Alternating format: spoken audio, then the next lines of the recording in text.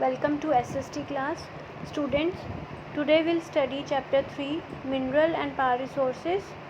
In the last video we studied about minerals, and now in this video we'll study about power resources. Students, just recall how your day begins by switching on the gadgets such as geyser, iron, lights, fans, microwaves, gas stove, etc. So our life depends upon these gadgets that consume energy. Thus, energy or power plays a vital role in our lives. Power resources may be broadly classified as conventional and non-conventional resources. Conventional resources of energy are those which have been in common use for a long time. Firewood and fossil fuels are two main categories of conventional sources.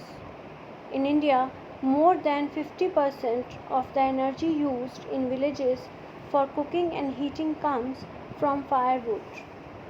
On the other hand, fossil fuels are remains of plants and animals which were buried underneath the earth for millions of years and got converted by the heat and pressure.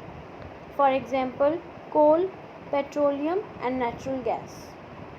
Coal is the most abundantly found fossil fuel used as a domestic fuel in industries such as iron and steel, steam engines, and to generate thermal power. It is also known as buried sunshine. After this, petroleum is found between the layers of rocks and is drilled from oil fields. This is then sent to refineries and produce variety of products like diesel, petrol, kerosene, wax, etc. Petroleum is also called black gold. Next is natural gas.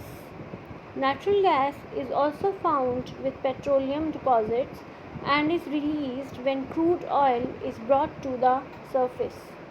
It can be used as domestic and industrial fuel.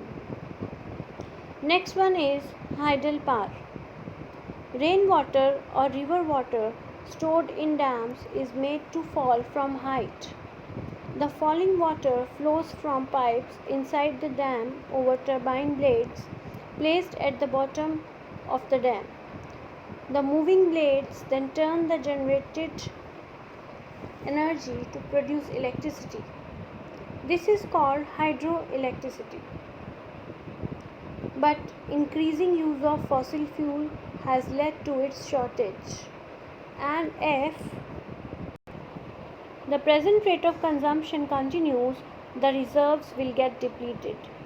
Therefore, there is need for non-conventional sources of energy, such as solar, wind, and tidal energy, which are renewable.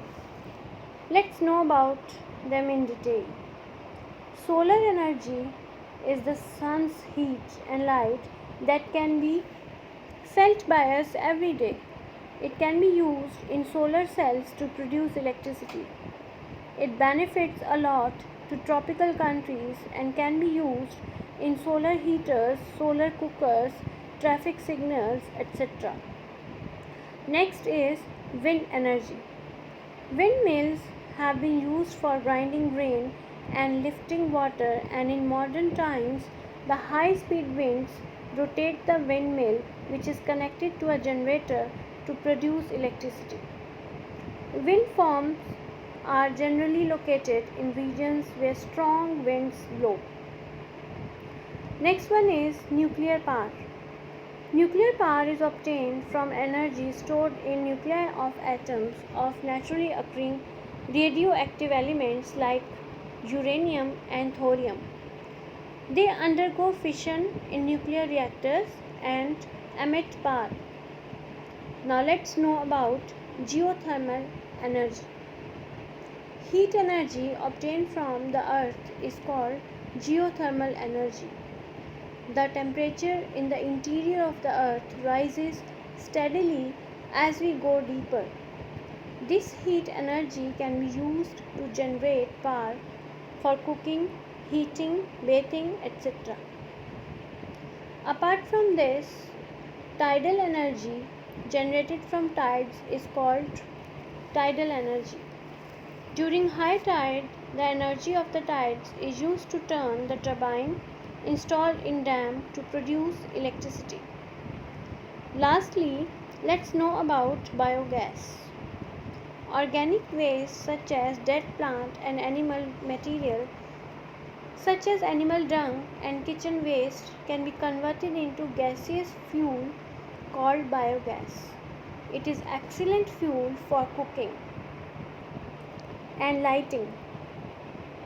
Conclusively, we can say that energy is everywhere and it's a duty of each one of us to use it judicially. Thank you.